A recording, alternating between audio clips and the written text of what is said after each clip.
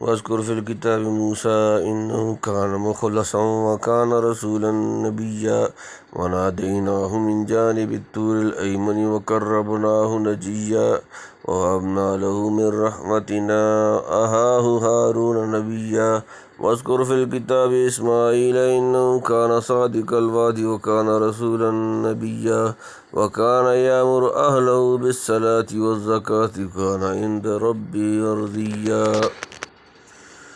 واذکر فی الکتاب ادریس انہ کان صدیقا نبیا ورفعناہ مکانا علیا اولئک الذین انعم اللہ علیہم من النبیین من ذریۃ آدم وممن حملنا مع نوح ومن ذریۃ ابراہیم واسرائیل وممن ہدینا واجتبینا اذا تتلی علیہم آیات الرحمن خروا سجدا وبکیا فخلف من بعدهم خلف اضاعوا الصلاة واتبعوا الشهوات فسوف يلقون غيا إلا من تاب وآمن وعمل صالحا فأولئك يدخلون الجنة ولا يظلمون شيئا جنات عدن التي وعد الرحمن عباده بالغيب إنه كان وعده ماتيا لا يسمعون فيها لغوا إلا سلاما ولهم رزقهم فيها بكرة وعشيا تلك الجنة التي نورث من عبادنا من كان تقيا وما نتنزل إلا بأمر ربك له ما بين أيدينا وما خلفنا وما بين ذلك وما كان ربك نسيا رب السماوات والأرض وما بينهما فاعبده واصطبر لعبادته هل تعلم له سميا واذکر فی الکتاب موسیٰ انہ کان مخلصا وکان رسولا نبیا واذکر اور یاد کرو فی الکتاب کتاب موسیٰ انہ بے شک وہ کانا تھا مخلصا برگزیدہ وکانا اور تھا رسول نبی اور مذکور کر کتاب میں موسیٰ کا بے شک وہ تھا چنا ہوا اور تھا رسول نبی یعنی قرآن کریم میں جو حال موسیٰ علیہ السلام کا بیان کیا جا رہا ہے لوگوں کے سامنے ذکر کیجیے کیونکہ اسحاق و یعقوب علیہم السلام کی نسل سے اسرائیلی سلسلے کے اولو العزم پیغمبر اور مشر اعظم ہوئے ہیں، اور جس طرح حضرت یحییٰ و عیسیٰ علیہ السلام کے تذکرہ میں خصوصیت کے ساتھ عیسائیوں کی اصلاح اور ابراہیم علیہ السلام کے ذکر میں مشرکین مکہ کو متنبع کرنا مقصود تھا، حضرت موسیٰ و ہارون علیہ السلام کے تذکرہ سے شاید یہود کو بتانا ہو کہ قرآن کس طرح کشادہ دلی سے ان کے مقتدائے اعظم کے واقعی کمالات و محاسن کا اعلان کرتا ہے۔ یہود کو چاہیے کہ وہ بھی اپنے اس جلیل القدر پیغمبر کی صریح پیشن گوئی کے موافق اسماعیلی نبی محمد صلی اللہ علیہ وآلہ وسلم کی رسالت و نبوت کا کھلے دل سے اعتراف کریں۔ شاید اسی لیے حضرت موسیٰ کے بعد روئے سخن حضرت اسماعیل کی طرف پھیر دیا گیا۔ جس آدمی کو اللہ تعالیٰ کی طرف سے وحی آئی وہ نبی ہے انبیاء میں سے جن کو خصوصی امتیاز حاصل ہو، یعنی مکذبین کے مقابلے پر جداگانہ امت کی طرف مبعوث ہوں یا نئی کتاب اور مستقل شریعت رکھتے ہوں، وہ رسول نبی یا نبی رسول کہلاتے ہیں۔ شرعیات میں جزئی تصرف مثلاً کسی عام کی تخصیص یا مطلق کی تقیید وغیرہ رسول کے ساتھ مخصوص نہیں، عام انبیاء بھی کر سکتے ہیں۔ باقی غیر انبیاء پر رسول یا مرسل کا اطلاق جیسا کہ قرآن کے بعض مواضع میں پایا جاتا ہے وہ اس معنی مصطلح کے اعتبار سے نہیں، وہاں دوسری حیثیات معتبر ہیں، واللہ اعلم۔ وَنَادَيْنَاهُ مِن جَانِبِ الطُّورِ الْأَيْمَنِ وَقَرَّبْنَاهُ نَجِيًّا وَنَادَيْنَاهُ اور ہم نے اسے پکارا من سے جانب الطوری کوہ طور الایمن داہنی وقربناہ اور اسے نزدیک بلایا نجیّا راز بتانے کو، اور پکارا ہم نے اس کو دائیں طرف سے طور پہاڑ کی اور نزدیک بلایا اس کو بیت کہنے کو، یعنی موسیٰ علیہ السلام جب آگ کی چمک محسوس کر کے طور پہاڑ کی اس مبارک و ممنون جانب پہنچ گئے جو ان کی دائیں ہاتھ مغرب کی طرف واقع تھی، تو اللہ تعالیٰ نے ان کو پکارا اور ہم کلامی کا شرف بخشا۔ تفصیل سورہ طٰہٰ میں آئے گی۔ کہتے ہیں کہ موسیٰ علیہ السلام اس وقت ہر جہت اور ہر بن منہ سے خدا کا کلام سن رہے تھے جو بدون توسط فرشتے کے ہو رہا تھا، اور روحانی طور پر اس قدر قرب و علو کا حاصل تھا کہ غیبی کلموں کی آواز سنتے تھے جس سے تورات نقل کی جا رہی تھی، وحی کو بعد اس لیے فرمایا کہ اس وقت کوئی بشر اجتماع میں شریک نہ تھا، گو بعد میں اوروں کو بھی خبر کر دی گئی۔ واللہ عالم۔ وَوَهَبْنَا لَهُ مِن رَحْمَتِنَا أَخَاهُ هَارُونَ نَبِيًّا وَوَهَبْنَا اور ہم نے عطا کیا لہو اسے من رحمتنا اپنی رحمت سے اخاہ اس کا بھائی ہارون نبیًا نبی، اور بخشا ہم نے اس کو اپنی مہربانی سے بھائی اس کا ہارون نبی، یعنی ہارون علیہ السلام حضرت موسیٰ کے کام میں مددگار ہوئے جیسا کہ انہوں نے خود درخواست کی تھی۔ وَأَخِي ہارون هو افصح منی لسانا فارسلہ معی ردا یصدقنی، سورہ نمبر 28 سورۃ القصص آیت نمبر 34، اور وجعل لی وزیرا من اہلی، سورۃ نمبر 29 سورہ ہارون، سورہ نمبر آیت نمبر 29، ہارون اخی آیت نمبر 30، سورۃ نمبر 20 طٰہٰ 29-30۔ حق تعالیٰ نے درخواست قبول فرمائی اور ہارون علیہ السلام کو نبی بنا کر ان کی اعانت و تقویت کے لیے دے دیا۔ ویسے عمر میں حضرت ہارون علیہ السلام بڑے تھے، کہتے ہیں کہ دنیا میں کسی نے اپنے بھائی کے لیے اس سے بڑی شفاعت نہیں کی جو موسیٰ علیہ السلام نے حضرت ہارون علیہ السلام کے لیے کی تھی۔ وَاذْكُرْ فِي الْكِتَابِ إِسْمَاعِيلَ إِنَّهُ كَانَ صَادِقَ الْوَعْدِ وَكَانَ رَسُولًا نَبِيًّا۔ وَاذْكُرْ اور یاد کرو فی الکتاب کتاب میں اسماعیل انہو بے شک وہ کانا تھے صادق الوعد وعدہ کا سچا، وکانا اور تھے رسولاً اور رسول، نبیًا نبی، اور مذکور کر کتاب میں اسماعیل کا وہ تھا وعدہ کا سچا اور تھا رسول نبی۔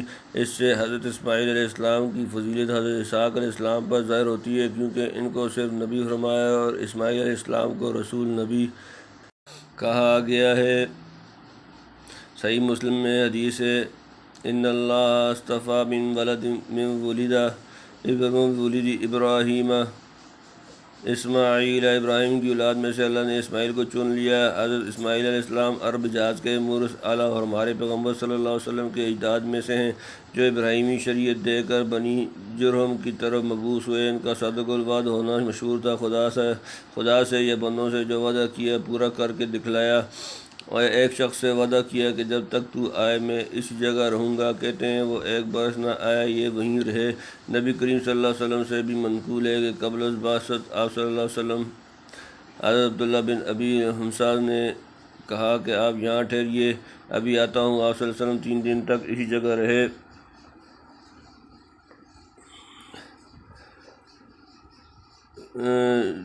رہے۔ جب وہ واپس آیا تو فرمایا کہ تو نے ہم کو تکلیف دی، میں حسب وعدہ 3 دن سے یہیں ہوں۔ حضرت اسماعیل علیہ السلام کے وعدہ کی انتہائی سچائی اس وقت ظاہر ہوئی جب اپنے باپ ابراہیم سے کہا تھا، یا ابت افعل ما تؤمر ستجدنی ان شاء اللہ من الصابرین، سورۃ نمبر 37 سورۃ صافات آیت نمبر 102، اور اسی طرح کر کے دکھایا۔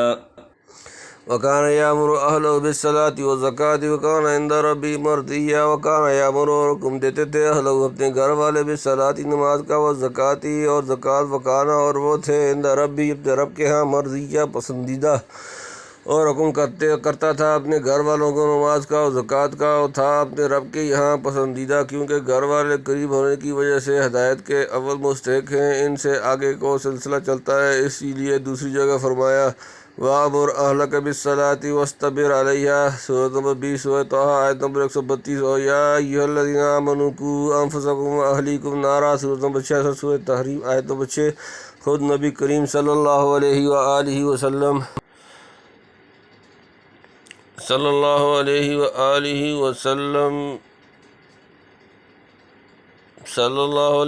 وسلم کو بھی یہی ارشاد ہوا، انذر عشیرتک الاقربین، سورۃ نمبر 26 سورۃ شعراء آیت نمبر 214۔ یہ بات کہتے ہیں کہ یہاں اہل سے ان کی ساری قوم مراد ہے، چنانچہ عبداللہ بن مسعود رضی اللہ تعالیٰ عنہ کے مصحف میں اہلہ کی جگہ قومہ تھا، واللہ عالم، یعنی دوسروں کو ہدایت کرنا۔ خود اپنے اقوال و افعال میں پسندیدہ، مستقیم الحال اور مرضی الحصال تھا۔ وَاذْكُرْ فِي الْكِتَابِ إِدْرِيسَ إِنَّهُ كَانَ صِدِّيقًا نَبِيًّا۔ وَاذْكُرْ اور یاد کر فِي الْكِتَابِ کتاب میں ادریس، إِنَّهُ بے شک وہ کانا تھے صدیقاً سچے، نبیًا نبی، اور مذکور کر کتاب میں ادریس کا وہ تھا سچا نبی۔ راجہ یہ ہے کہ ادریس علیہ السلام حضرت آدم اور نوح علیہ السلام کے درمیانی زمانے میں گزرے ہیں۔ کہا جاتا ہے کہ دنیا میں نجوم، حساب کا علم، قلم سے لکھنا، کپڑا سینا، ناپ تول کے آلات اور اسلحے کا بنانا اول ان سے چلا۔ واللہ عالم۔ شب معراج میں نبی کریم صلی اللہ علیہ وآلہ وسلم کی چوتھے آسمان پر ان سے ملاقات ہوئی۔ وَرَفَعْنَاهُ مَكَانًا عَلِيًّا وَرَفَعْنَاهُ، اور ہم نے اسے اٹھا لیا، مکاناً ایک مقام، علیًّا بلند، اور اٹھا لیا ہم نے اس کو ایک اونچے مکان پر، یعنی قرب و عرفان کے بہت بلند مقام اور اونچی جگہ پر پہنچا۔ بعض کہتے ہیں کہ حضرت مسیح کی طرح وہ بھی زندہ آسمان پر اٹھائے گئے اور اب تک زندہ ہیں۔ بعض کا خیال ہے کہ آسمان پر لے جا کر روح قبض کی گئی۔ ان کے متعلق بہت سی اسرائیلیات مفسرین نے نقل کی ہیں، ابن کثیر نے ان پر تنقید کی ہے۔ واللہ عالم۔ أولئك الذين أنعم الله عليهم من النبيين من ذرية آدم وممن حملنا مع نوح ومن ذرية إبراهيم وإسرائيل وممن هدينا واجتبينا إذا تتلى عليهم آيات الرحمن خروا سجدا وبكيا۔ أولئك یہ وہ لوگ، الذین وہ جنہیں انعم اللہ اللہ نے انعام کیا، علیہم ان پر، من سے النبیین نبی، من سے ذریت آدم اولاد آدم، وممن اور ان سے جنہیں حملنا سوار کیا ہم نے، مع ساتھ نوح نوح ہوا، اور من سے ذریتی اولاد ابراہیم ابراہیم و اسرائیل اور یعقوب، وممن اور ان سے جنہیں ہدینا ہم نے ہدایت دی، واجتبینا اور ہم نے چنا، اذا تتلیٰ جب پڑھی جاتی، علیہم ان پر، آیات الرحمن رحمان کی آیتیں، خروا وہ گر پڑتے، سجداً سجدہ کرتے ہوئے، بکیاً اور روتے ہوئے۔ یہ وہ لوگ ہیں جن پر انعام کیا اللہ نے پیغمبروں میں، آدم کی اولاد میں، اور ان میں جن کو سوار کر لیا ہم نے نوح کے ساتھ، اور ابراہیم کی اولاد میں، اور اسرائیل کی، اور ان میں جن کو ہم نے ہدایت کی اور پسند کیا جب ان کو سنائے آیتیں رحمان کے، گرتے سجدے میں اور روتے ہوئے، یعنی جن انبیاء کا ابتدائی صورت سے یہاں تک ذکر ہوا، اسی قسم کے لوگوں پر حق تعالیٰ نے اپنے انعامات کی بارش کی ہے۔ یہ سب آدم کی اولاد ہیں، اور ادریس علیہ السلام کے سوا باقی سب ان کی اولاد بھی ہیں، جنہیں نوح علیہ السلام کے ساتھ ہم نے کشتی پر سوار کیا تھا، اور بعض ابراہیم علیہ السلام کی ذریت میں، مثلاً اسحاق، یعقوب، اسماعیل علیہ السلام، اور بعض اسرائیل یعقوب علیہ السلام کی نسل سے ہیں، مثلاً موسیٰ، ہارون، زکریا، یحییٰ، عیسیٰ علیہ السلام، یعنی طریق حق کی طرف ہدایت کی اور منصب نبوت اور رسالت کے لیے پسند کر لیے، یعنی باوجود اس قدر علو مقام اور معراج کمال پر پہنچنے کے شان عبودیت و بندگی میں کامل ہیں۔ اللہ کا کلام سن کر اور اس کے مضامین سے متاثر ہو کر نہایت عاجزی اور خشوع کے ساتھ سجدہ میں گر پڑتے ہیں اور اس کو یاد کر کے روتے ہیں۔ اسی لیے علماء کا اجماع ہے کہ اس آیت پر سجدہ کرنا چاہیے تاکہ ان مقربین کے طرز عمل کو یاد کر کے ایک طرح کی مشابہت ان سے حاصل ہو جائے۔ روایات میں ہے کہ حضرت عمر رضی اللہ تعالیٰ عنہ نے سورہ مریم پڑھ کر سجدہ کیا، فرمایا ھذا السجود فأین البکی، این البقاء، یہ تو سجدہ ہوا، آگے بقا کہاں ہے؟ بعض مفسرین نے یہاں آیت الرحمن سے خاص آیات سجود اور سجدن سے سجود تلاوت مراد لیا ہے، مگر ظاہر وہی ہے جو تقریر ہم پہلے کر چکے ہیں۔ حدیث میں ہے کہ قرآن کی تلاوت کرو اور رو، اگر رونا نہ آئے تو کم از کم رونے کی صورت بنا لو۔ فخلف من بعدهم خلف اضاعوا الصلاة واتبعوا الشہوات فسوف یلقون غیا۔ فخلف پھر جانشین ہوئے، من بعدهم ان کے بعد، خلف چند جانشین خلف، اضاعوا انہوں نے گوا دی، الصلاة نماز، واتبعوا اور پیروی کی، الشہوات خواہشات، فسوف پس ان قریب، یلقون انہیں ملے گی، غیاً گمراہی۔ پھر ان کی جگہ آئے نہ خلف کھو بیٹھے نماز اور پیچھے پڑ گئے مزوں کے، سو آگے دیکھ لیں گے گمراہی کو، وہ تو اگلوں کا حال تھا، یہ پچھلوں کا ہے کہ دنیا کے مزوں اور نفسانی خواہشات میں پڑھ کر خدا تعالیٰ کی عبادت سے غافل ہو گئے۔ نماز جو اہم العبادات ہے، اسے ضائع کر دیا۔ بعض تو فرضیت ہی کے منکر ہو گئے، فرضیت کے ہی منکر ہو گئے۔ بعض فرضیت کے ہی منکر ہو گئے، بعض نے فرض جانا مگر پڑھی نہیں، بعض نے پڑھی تو جماعت اور وقت وغیرہ شروط و حقوق کی رعایت نہ کی۔ ان میں سے ہر ایک درجہ بدرجہ اپنی گمراہی کو دیکھ لے گا کہ کیسے خسارہ اور نقصان کا سبب بنتی ہے اور کس طرح کے بدترین سزا میں پھنساتی ہے، حتیٰ کہ ان میں سے بعض کو جہنم کی اس بدترین وادی میں دھکیلا جائے گا جس کا نام ہے غی۔ إِلَّا مَن تَابَ وَآمَنَ وَعَمِلَ صَالِحًا فَأُولَٰئِكَ يَدْخُلُونَ الْجَنَّةَ وَلَا يُظْلَمُونَ شَيْئًا۔ الا مگر من جس تابہ توبہ کی، وآمنہ وہ ایمان لایا، وعمل اور عمل کیے، صالحًا نیک، فأولئک پس یہی لوگ، یدخلون وہ داخل ہوں گے، الجنہ جنت، ولا یظلمون اور ان کا نقصان کیا جائے گا، شیئا کچھ ذرا۔ مگر جس نے توبہ کی اور یقین لایا اور کی نیکی، سو وہ لوگ جائیں گے بہشت میں اور ان کا حق ضائع نہ ہوگا کچھ، یعنی توبہ کا دروازہ ایسے مجرموں کے لیے بھی بند نہیں جو گناہ گار سچے دل سے توبہ کر کے ایمان و عمل صالح کا راستہ اختیار کر لے اور اپنا حال چلن درست رکھے۔ بہشت کے دروازے اس کے لیے کھلے ہوئے ہیں، توبہ کے بعد جو نیک اعمال کرے گا سابق جرائم کی بنا پر اس کے اجر میں کچھ کمی نہیں کی جائے گی، نہ کسی قسم کا حق ضائع ہوگا۔ حدیث میں ہے، التائب من الذنب کمن لا ذنب لہ، گناہ سے توبہ کرنے والا ایسا ہے گویا اس نے گناہ کیا ہی نہ تھا۔ اللہم تب علینا انک انت التواب الرحیم۔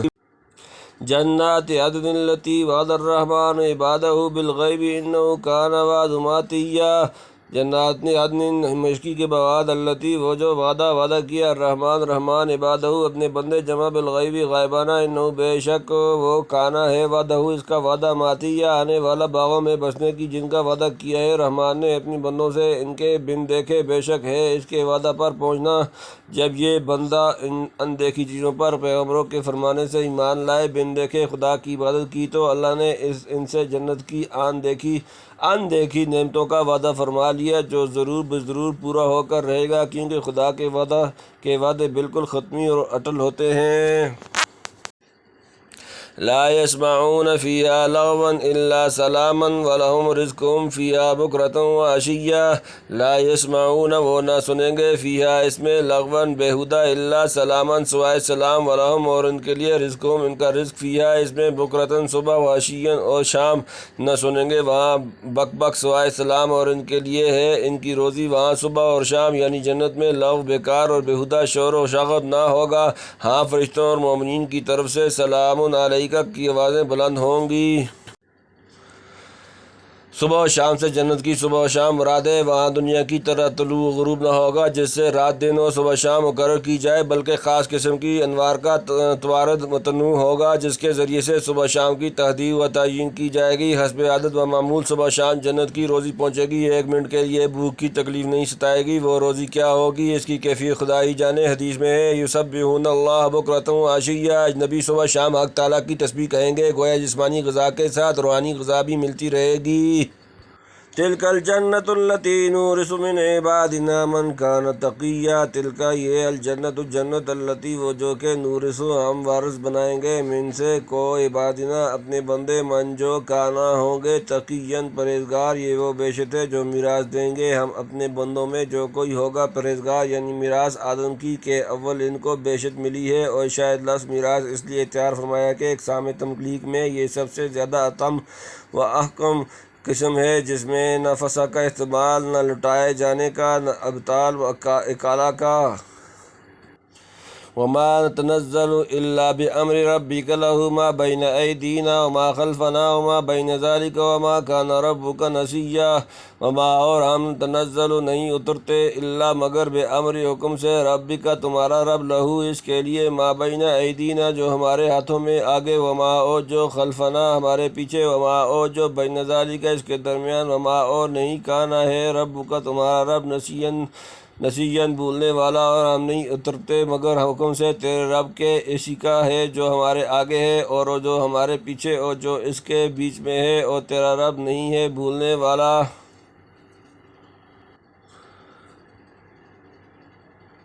ایک مرتبہ جبریل علیہ السلام کئی روز تک نہ آئے۔ آپ منقبض تھے۔ کفار نے کہنا شروع کیا کہ محمد صلی اللہ علیہ وسلم کو اس کے رب نے خفا ہو کر چھوڑ دیا۔ اس تان سے آپ اور زیادہ دلگیر ہوئے۔ آخر جبرائیل علیہ السلام تشریف لائے۔ آپ نے اتنے روز تک نہ آنے کا سبب پوچھا، اور ایک حدیث میں ہے کہ آپ نے فرمایا یمنعک ان تزورنا اکثر مما تزورنا،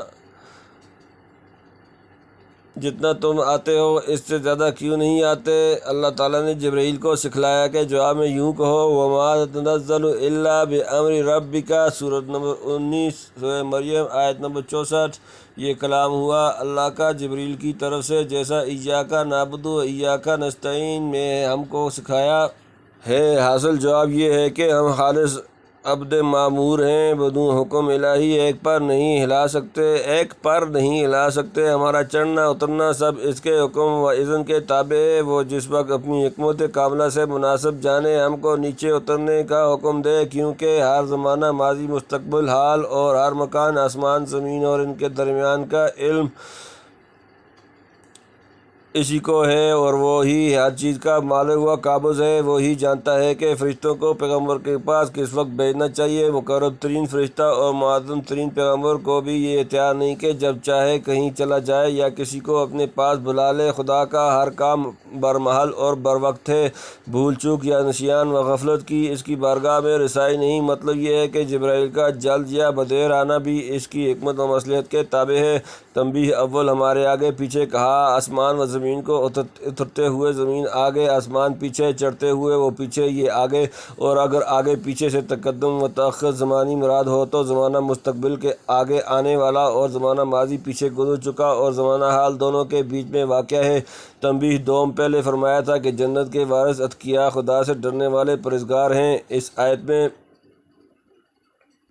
بتلا دیا کہ ڈرنے کے لائق وہی ذات ہو سکتی ہے جس کے قبضہ میں تمام زمان مکان ہے، اور جس کے حکم اجازت کے بدون بڑے سے بڑا فرشتہ بھی پر نہیں ہلا سکتا۔ انسان کو چاہیے اگر وہ جنت کی میراث لینا چاہتا ہے کہ فرشتوں کی طرح حکم الہی کا مطیع و منقاد بن جائے۔ اور ادھر بھی اشارہ ہو گیا کہ جو خدا اپنے مخلص بندوں کو یہاں نہیں بھولتا وہاں بھی نہیں بھولے گا، ضرور جنت میں پہنچا کر چھوڑے گا۔ ہاں، ہر چیز کا ایک وقت ہے۔ جنت میں ہر ایک کا نزول بھی اپنے اپنے وقت پر ہوگا، اور جیسے یہاں پیغمبر کے پاس فرشتے حکم الہی کے موافق وقت معین پر آتے ہیں، جنت میں جنتیوں کی غذائے روحانی و جسمانی بھی صبح و شام اوقات مقررہ پر آئے گی۔ رب السماوات والارض وما بینہما فاعبدہ واصطبر لعبادتہ ہل تعلم لہ سمیہ۔ رب السماوات آسمانوں کا رب، والارض اور زمین، وما اور جو بینہما ان کے درمیان، فاعبدہ پس اس کی عبادت کرو، واصطبر اور ثابت قدم رہو، لعبادتہ اس کی عبادت پر، حل کیا تعلم تو جانتا ہے، لہو اس کا سمیہ ہم نام کوئی، رب آسمانوں کا اور زمین کا اور جو ان کے بیچ ہے، سو اس کی بندگی کر اور قائم رہ اس کی بندگی پر۔ کسی کو پہچانتا ہے تو اس کے نام کا یعنی کسی کے کہنے سننے کی پرواہ مت کر، اپنے دل کو خدا کی بندگی پر جمائے رکھ جو سارے جہاں کا رب ہے اور سب سے نرالی صفات رکھتا ہے۔